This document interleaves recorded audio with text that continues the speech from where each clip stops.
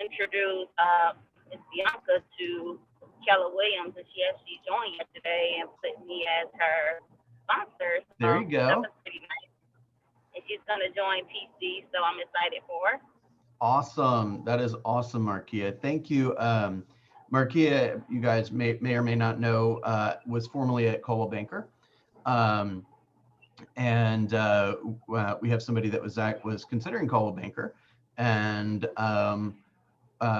we reached out to Markia, or reached out to this particular person and introduced her to Markia, because Markia is able to say genuinely, it's not a negative commentary on any other brokerage. It's just that I think we would all agree, Markia, please correct me if I'm wrong, that life and business is a little bit better than it was previously. Is that fair to say? Yeah. Okay, so that's a story that can be shared, and people will look at that and say, hey, I wonder how it can improve for me. And talk to me specifically about what's different. So wonderful job, Markia, helping the Market Center and helping yourself, and I'm real proud of you. Thank you. Thank you. Okay. Jamette's got a buyer agency agreement signed in basically the first week of her being in the business. Congratulations. Thank you. Who else has got some good news? Anyone else? Anyone else? You guys must be saving up all your energy for family reunion, I guess. Can you hear me? Barely. Sorry, maybe this one on my iPad. Better? Marginally. Now, I did one contract yesterday, finally got it in, and I'm doing another one this morning. So when it rains, that's right. And would you agree with, you're going to feel like you're doing a ton of stuff and trying to figure out all these systems and technology and DocuSign and all this crap. And then one day, all of the stuff that you've been prepping for is just going to appear. That's the way this business happens. If you have enough conversations with people and you're, polite and helpful and kind and generous and knowledgeable, and you share value, they come right back. And you get an opportunity to help a family build wealth, and you get to build wealth. So great job, Greta. Great job. All right, let's do one more. Who else?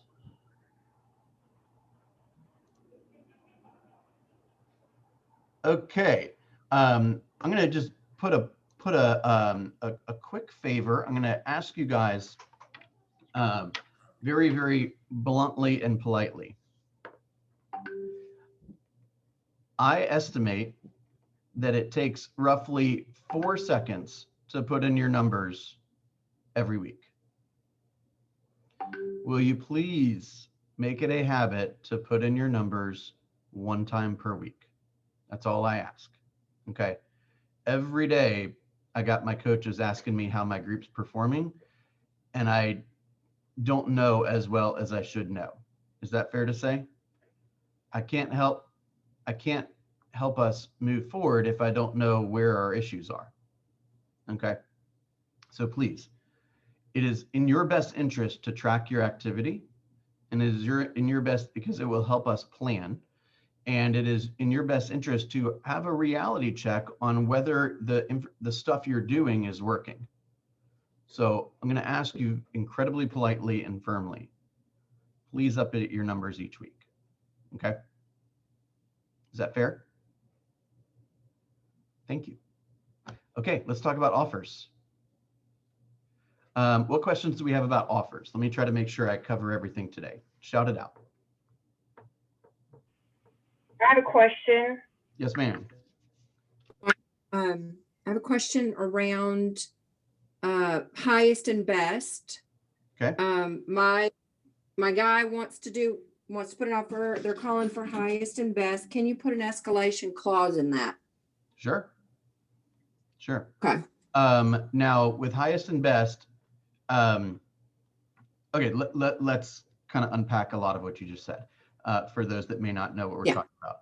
Okay, so highest and best is when there are multiple offers within a certain period of time, typically the length of the first contract's deadline, right, which is usually, let's say, a day or two.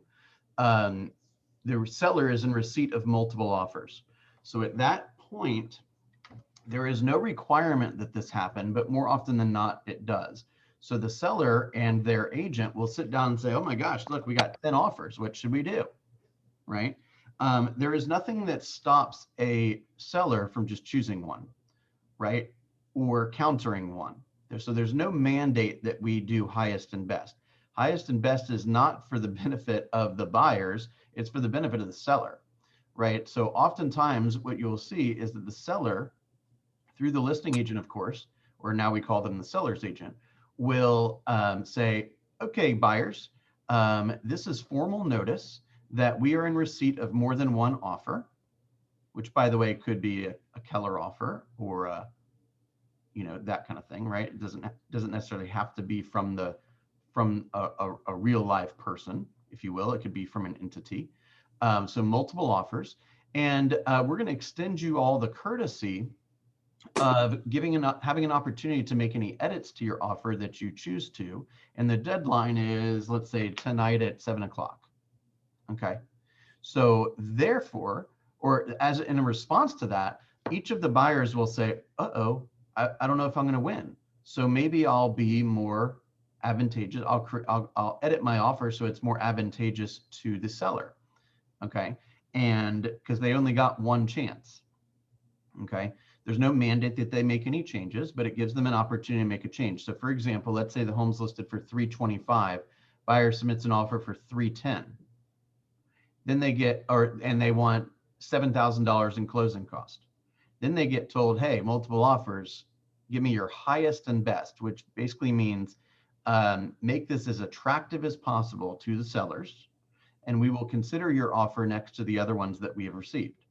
So maybe that offer goes and says, well, can't afford any more and I need these closing costs. So I'll go to $311 and $7,000 in closing cost. Okay, fine. The guy who submitted an offer for $325 and no closing costs said, uh-oh, I wonder if I'm the highest or the best. So they say, I'll give you $330 and an escalation clause, $3,000 above any of your better offers. I'll lower my due diligence period. I'll get rid of my financing contingency.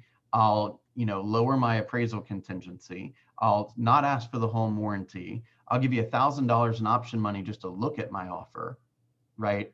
And what might have been the best offer initially becomes even better. Do you see what I'm saying? So the risk is always that you might scare the buyers off, but if there's 50 of them, who cares if you scare 3 or 4 of them off, right?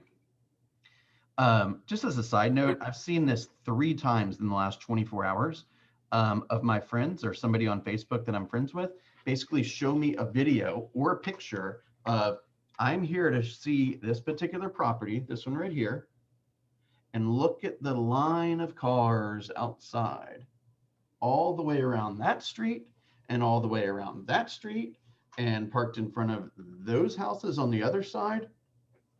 Guys, this is what a seller's market is.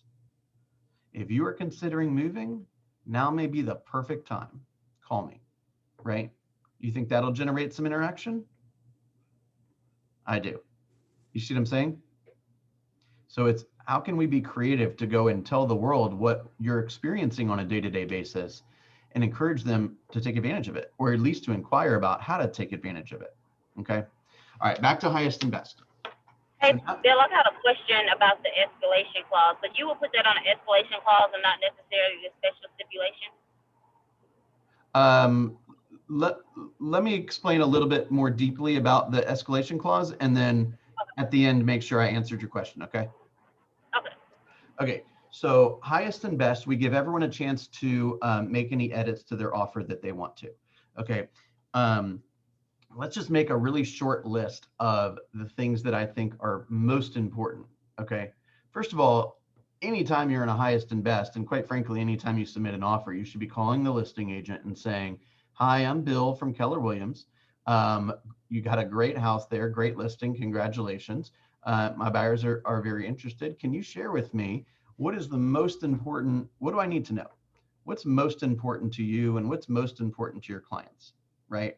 Because they may say something like, you know, that chandelier in the family room has been in our family for 6 generations. We want somebody who's not willing to take that and will allow us to take it out and replace it with something from Home Depot or something.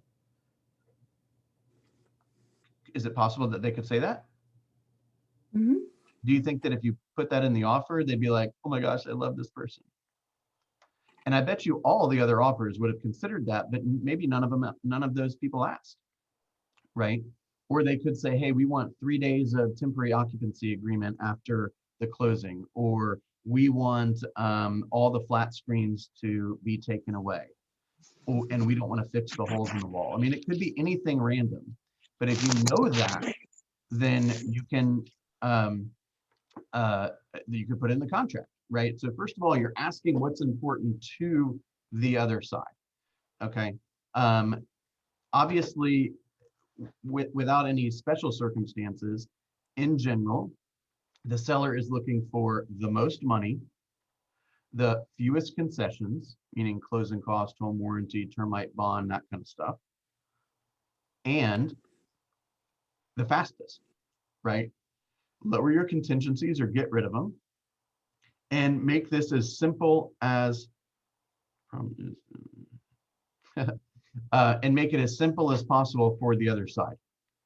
Okay, nice and clean contract. Nice and clean contract.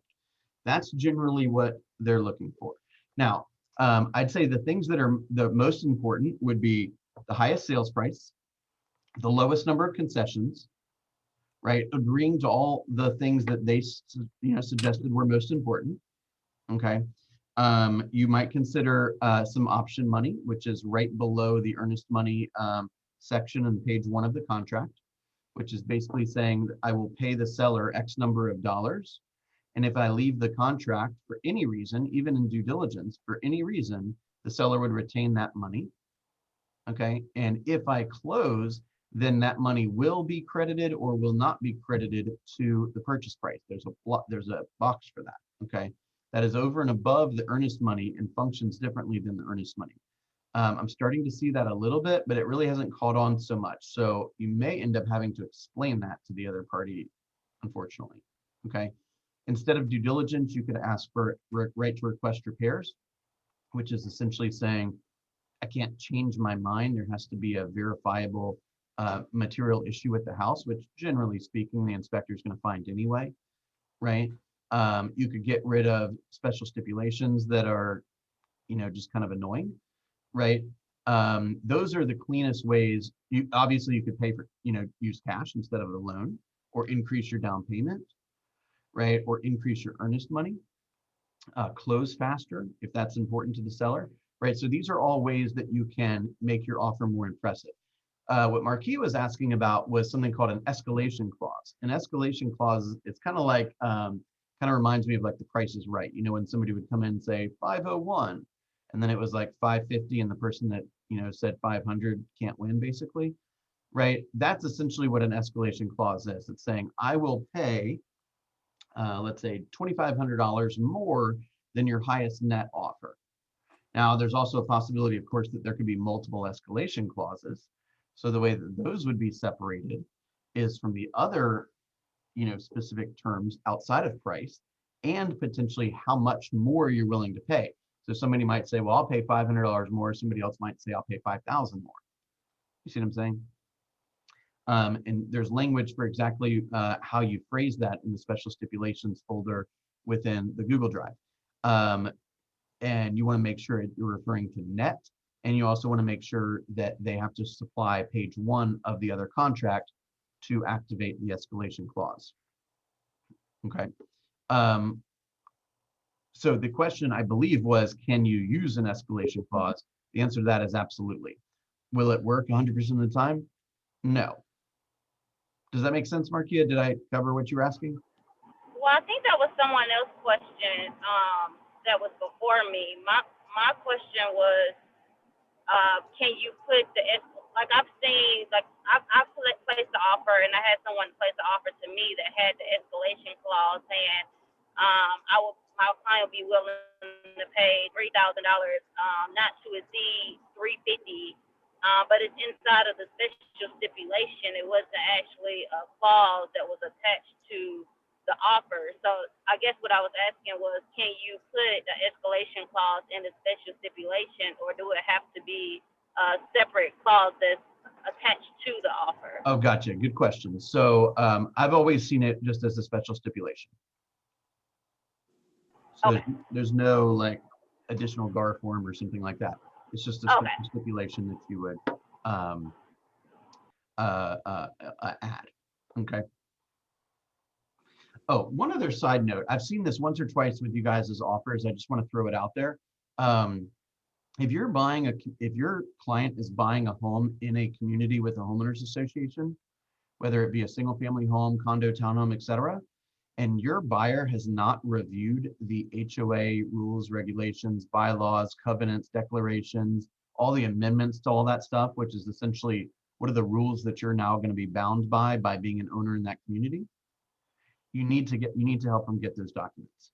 So a special stipulation that I always would put in offers was seller to provide a homeowners association bylaws, rules and regulations, and all the amendments to those documents within, let's say, 3 days of binding agreement date.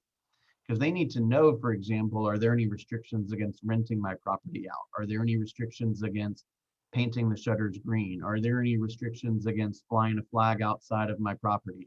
Are there any restrictions about what color my roof can be, right? What are the voting procedures, right? What's a quorum? How can HOA fees be increased or not increased, right? Like I own a little rental place in Sandy Springs, and it's a condo, and the HOA bylaws basically say that you have to have a quorum to raise HOA fees, right? But you don't have to have a quorum to have a special assessment under $250 annually. So that is like a roundabout way of increasing the fees without having the necessary votes, right?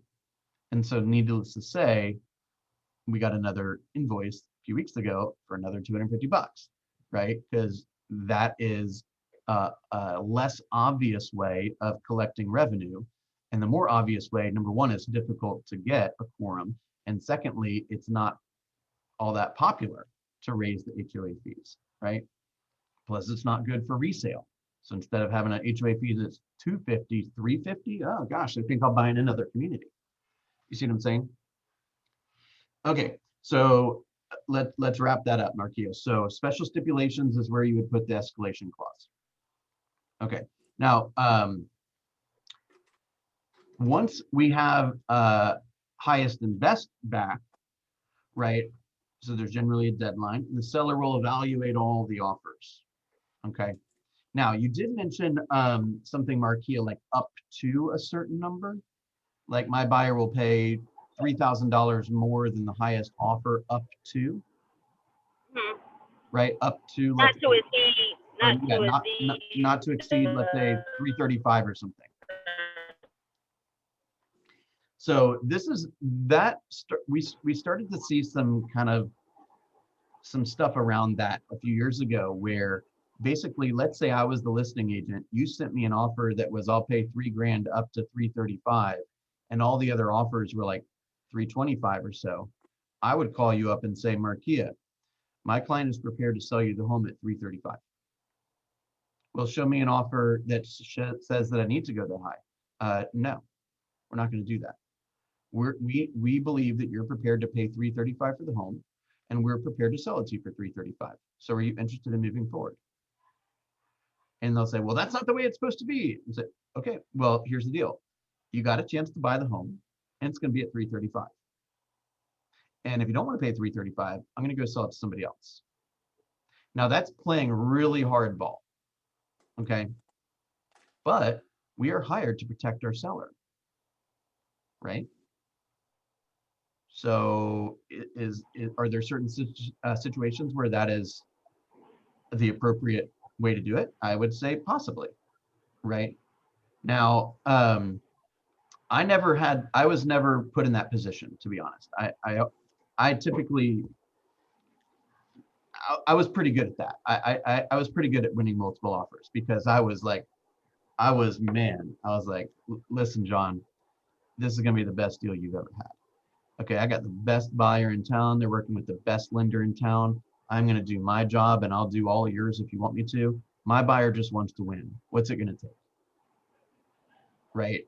And I've even seen where they say, put the escalation not to exceed, but then also say they'll be willing, if it doesn't appraise for this amount, then they'll be willing to pay $3,000 above the appraisal price to make it more appealing, just because it's not going to appraise for that amount.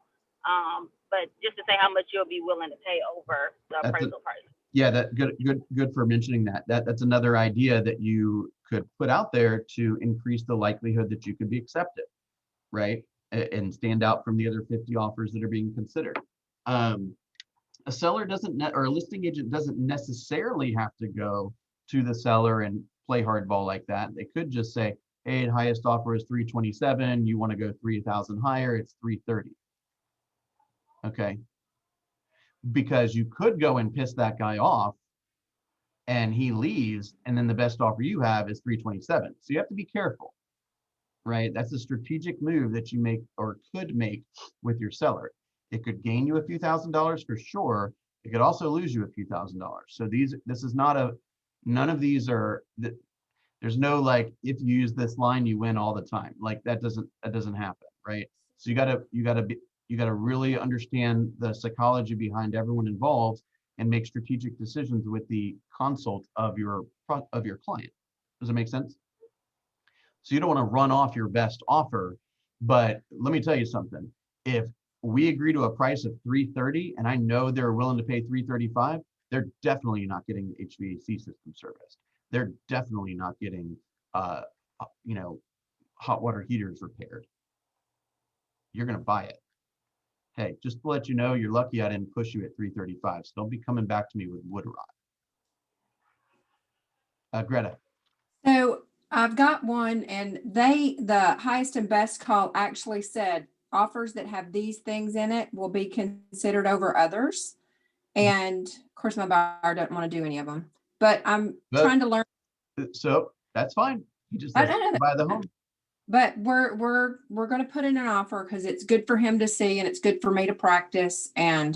But I'm trying to figure out, is there a way, because they're only taking right to request repairs, right? So there's no way if you put in an escalation clause to protect his cap unless I put it in the stip, right?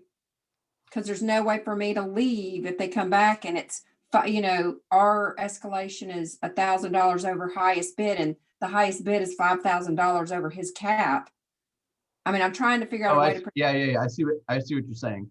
Okay, let me try to summarize that.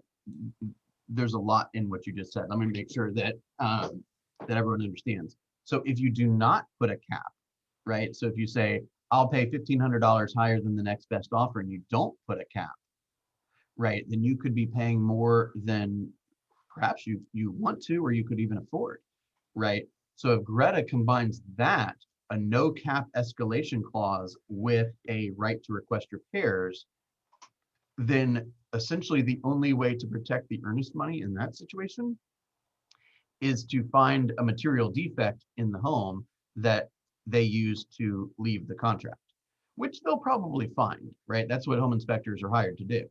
So that's why you need to read real clearly what the right to request repairs document suggests and what it allows the buyer to and not to do, and make sure the buyer is completely clear. But Greta, I would be real firm with that buyer. Say, look, I asked the question to give you the best shot at winning this home. They said these things are going to be considered higher. If you don't do these things, there is virtually zero chance you're going to win this. So let me ask you a question.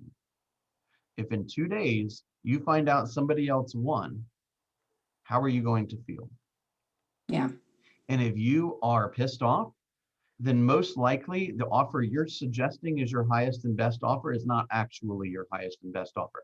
That's the way I used to describe highest and best to my people, is I would say, look, let's say you tell me your highest and best is 300 and no closing cost. Great, I'm with you. But if you find out in 30 days somebody bought this home for 301, how are you going to feel? And if they say, well, that's going to piss me off, I would have paid 301. Well, then why are you telling me your highest and best is 300? Now. Right? So what if you lose, then you have to be, your attitude should be like 300. Yeah, I was willing to pay 300. 301, God, what a sucker. I can't believe somebody would pay 301 for that. Right? And move on with your life and never think twice. But if you would be pissed if somebody else bought it for 301 because you were willing to pay 301, well, you should put 301. Right? And at some point, you're not, one of two things is going to happen. Either you're going to run out of money, right? Or you're not going to be able to prove to yourself that it's worth that. You see what I'm saying? Like, you guys have heard my story a few times. Did I overpay for the home I currently live in? Probably. I would say I probably overpaid by somewhere between maybe $10,000 to $15,000. Now, the home appraised, but I don't know how the hell it appraised, to be honest with you. Okay. The question is did I overpay? Yeah, the calculations would suggest I probably did overpay, but I did it to prevent it from going off the market onto the market, and I bought it off market. I prevented it from going on the market, right? And the only reason why the seller should have agreed to sell it to me off market is because I was willing to overpay. You see what I'm saying? But if he wanted me to overpay by $115,000, I would have told him to take a hike. You see what I'm saying? So at some point, you either can't afford it anymore or you can't justify it anymore. Does that make sense, Greta? It does. I got one more question though. Yeah. Because I like to play out I want to take it down to the end of the cul-de-sac, you know? Well, the idea behind that is really strategic because you're so much of this business is learning the nuances of why you would do certain things in certain situations and what's most advantageous. So you're doing exactly what you should be doing. Okay. So we're going to play this out. We've done the escalation clause, right to inspect. We haven't put a cap. If they come back, my inspection comes back with a material defect. I don't have to request repairs on that. I can just hold up my hands and walk away if it's beyond his limits. Or do they get the? Actually, I don't know that. I don't think it has anything to do whether it's quote beyond his limits. Right. So I'm saying as a protection for him, if say it comes back and he's like, oh crap, that's way much more than I thought. We better have something come up in the inspection then that I can get out. But if they come back with a material defect, if they don't, my clients. I need to look at the exact language of that. Truthfully, I have never used the right to request. Well, at the very beginning of my career, we didn't have due diligence. We had right to request repairs. But after we got due diligence, I never used right to request repairs. The issue is, your biggest issue, to be honest, is the other agent probably didn't know what it is. Okay. So I need to go back and look to see whether you actually have to, number one, identify the issue and then request it, then get it rejected. Right. That was my next. Or whether and I will do that today. Let me make a note of that.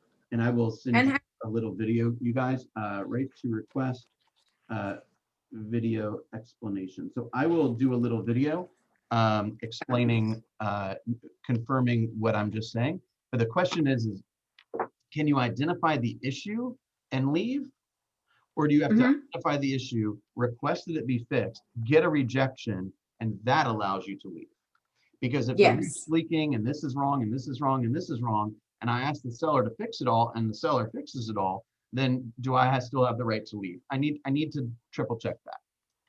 Yeah. And then the next question I have is, have we ever had, I say limbs overhanging the roof is a safety issue. Yeah. And no. Have you ever had someone argue over what a material defect is? Sure. Okay, good. That helps me a lot. Yeah, absolutely. I mean, is the backward electrical outlet a material defect? I don't know. Right? Like, is a roof leak a material defect? I would say probably so. Right? Is like a crack in the driveway a material defect? I mean, does anybody own a home that doesn't have a crack in the driveway? I mean, it can get really hairy, right? honestly, I think that is probably less. I think that's a mediocre way of separating yourself from the competition. I think there's a few different ways that you could be more compelling, right? Escalation clauses, option money, removing contingencies, more money, no closing costs. I think all that's more strategic because quite honestly, unless you explain what the right to request repairs is to that other agent, they probably won't treat it any different than the due diligence period. Hey, Bill, I have 2 questions. Yeah.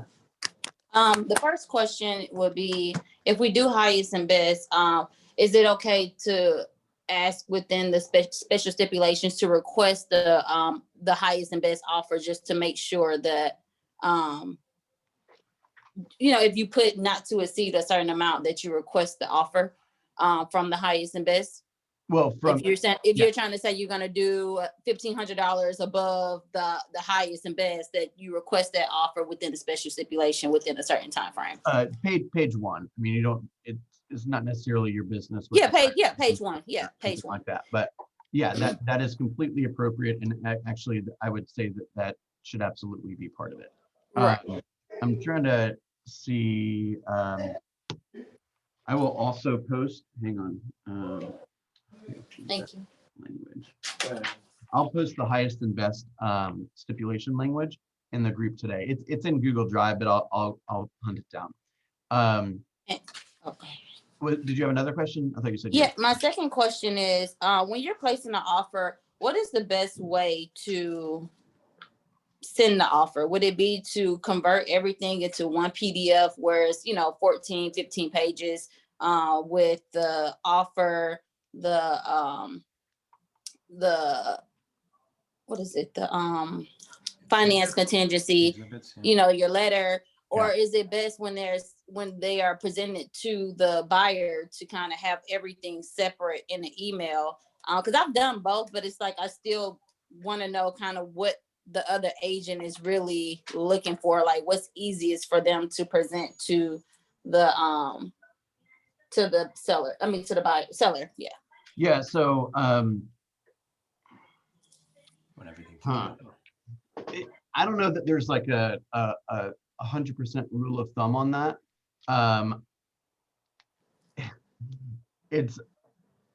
Honestly, a lot of times for me, it depended on how much time I had, right? Or whether I was in the office or not. So like it came to me, there's a button, there used to be a button on Dotloop that would allow it to all come to you in one document. If possible, I would do that. And I would generally send the email and say, here's the purchase and sale offer, and here's the pre-qualification letter or pre-approval letter. So you'd see 2 attachments, right? If I was in a bind and I was trying to get it off really fast, and then I think it's okay to draw in the 6 or 7 different pieces of the contract, that exhibits and contingencies and all that. And make it one. I would, if I could, I would make it one. Right. If you're under a bind, I don't think you're totally screwing yourself by putting in a few different attachments. Does that make sense? So if you have to, put in the seller's disclosure statement as one document, and the purchase and sale is another document, and the lead-based paint is another document, I don't think that's that big of a deal. If you have some extra time and there's a way you can combine it all into one, I think that's better. Okay, yeah. Okay. I think I pay like $7 a month for like this PDF thing that you put all of them together, and it just makes everything simple. I think there's free versions of something like that. I would look into that. Most of my assistant does something, and I don't. Maybe she's paying for it, but I'm not paying for it. And she can do that very quickly. I say, hey, send her an email with 4 or 5 documents and put it into one and send it back to me. She's able to do that for, I think it's free. I'll ask her about that too. All right, you guys are giving me lots of homework today. That document that you guys are talking about, when you combine it, when you get Adobe, you can actually merge them. It's a feature that's inside of your Adobe that where you can merge all your documents into one, so it doesn't have to seem like it's so much. Mm-hmm. Okay, so let me kind of give, our topic for today was making offers. And highest and best, I mean, basically we talked about it because the vast majority of the time you guys are making offers, now you need to know the concepts we discussed this morning. But let me just say one quick thing about the composition of an offer, okay? The first thing, here's how you know you have a full offer, okay? First, pre-qualification, okay? Pre-qualification or pre-approval, okay? Now, with that said, I've said this 1,000 times and I'll say it one more time. You need, once you know the lender that your person is going to be using or wants to use, let's get a loan worksheet so we know what some closing cost estimates are. So at the last moment, we're not trying to figure out whether we're asking for the appropriate number of closing costs, okay? Now, we are gonna have a pre-approval letter. We're gonna have the purchase and sale agreement. Okay, then we're gonna have all of our disclosure statements. Disclosure statements are generally seller's property disclosure statement. If it's in a community with a homeowners association, the community association disclosure. Okay, and if the home was built prior to 1978, a lead-based paint disclosure. Okay, then we have our financing document. So our financing document is going to be one of a few documents. It's either going to be the USDA loan, which is pretty rare, the VA loan, which is also kind of rare, the FHA loan exhibit, the conventional loan exhibit, or if they're using cash, the all cash exhibit. Okay, so you need to let the other party know how you're planning to pay for it. That's how you're planning to pay for it. If it's a cash buyer, you need to also provide proof of funds. That's like akin to a pre-qualification letter. Proof of funds is basically, some type of account statement that says, hey, in my Merrill Lynch account, I have $450,000, and you can cross out the account numbers and stuff like that. But they need to see that the money is in a place where it's accessible to pay for this property. Okay, so pre-qualification / proof of funds, purchase and sale, your disclosures that are applicable, and your financing document. Okay, that comprises the offer. Make sense? Mhm. There was a question yesterday, I think, in the chat that says, do you need to send over the essentially the receipt, if you will, of electronic signatures? You could if you want, but it's not mandatory. Okay. But you do want to keep it. Don't delete it. Just keep it in your file. Okay. I always want to make sure that I'm speaking to the other agent. I know it's tough these days, but for little things like, hey, I want to do right to request repairs instead of due diligence, or hey, I want to let you know about this $2,000 option money, or hey, just so you don't miss this, we got no appraisal contingency. I want to be able to point out those things, and I often will summarize my offer and highlight the things that we conceded on in the actual offer as I'm sending it, as I'm emailing it. Okay. How long should the offer be available for? Maybe 24 hours or so, maybe a little bit more, maybe a day and a half. I don't think it matters that much. There is potentially some strategy to lowering it, but that could also cause you to, look, they're going to get multiple offers anyway, most likely. You see what I'm saying? I'm trying to think of what other topic I want to cover when it comes to offers. Oh, two other things.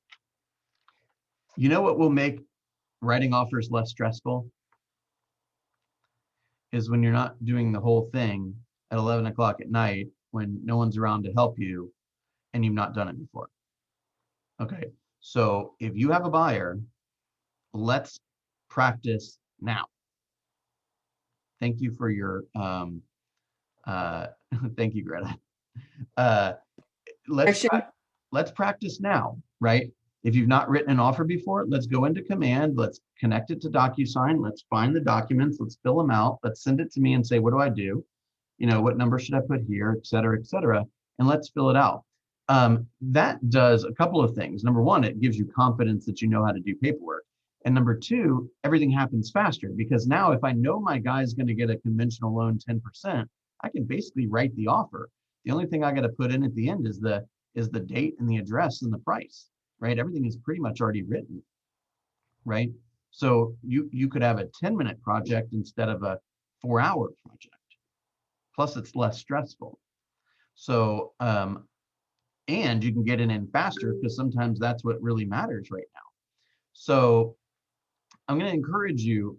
I want you to ask yourself, hey, I'm an agent, okay? The goal of my job is to go do paperwork with people. So if I don't know where to find the paperwork, or I can't explain the paperwork, or I don't know which paperwork I should be looking at, or how to put it together, then I want you to ask yourself, who could help me with this? And maybe I should try one and ask the people in the group or ask me if I'm doing it correctly.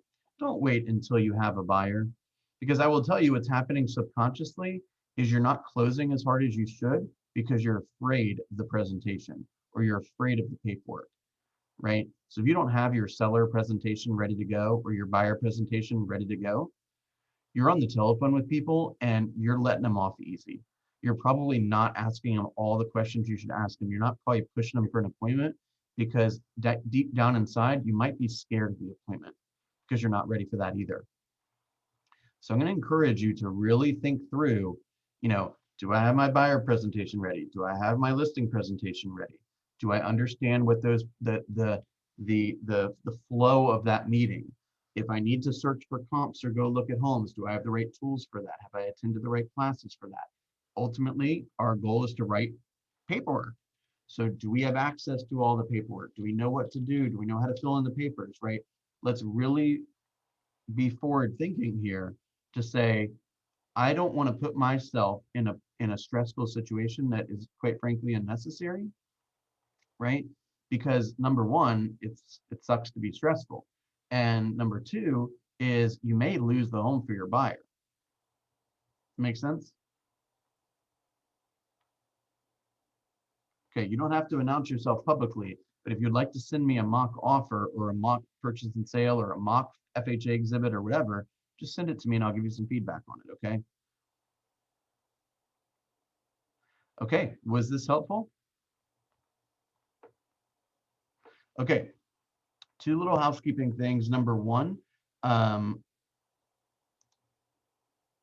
12:30 to 2 today, I will have this room open for a launch mastermind. So it's gonna kind of be like office hours, if you will. So this room will be available from 12:30 to 2. If you got some questions about anything, pop in, we'll help you, okay? Next week is family reunion, okay? If you are not, I'm gonna go talk to Mel right now. I think we may have a couple more free tickets. I'm gonna check on that. If be on the lookout for an email that is another registration opportunity. If you do not have a family reunion ticket and you want one, let me know personally and I will do my absolute best to try to find you one for free. Otherwise, I think it's only $110 or $118 right now. Guys, this is normally like a couple $1,000 investment. That is going to guide pretty much everything we do next week. Okay, so look at the calendar that I sent out yesterday. Every day we're going to have our morning huddle, and there's going to be a launch mastermind and a growth mastermind as well. Don't forget, if you would like a 15-minute meeting next week, it's by appointment only. We have sent out the link for that Calendly invite several times. And the following week, Friday the 26th, Paige Pace is going to be hanging out with us, and she's going to do partially in person and partially over Zoom some discussions on contract to close and keeping the transaction together. Okay, and of course that'll be videoed too. Okay, you guys have a wonderful day. As always, I'm proud to work with you, and I'm excited to see all your progress. Okay, we'll see you soon.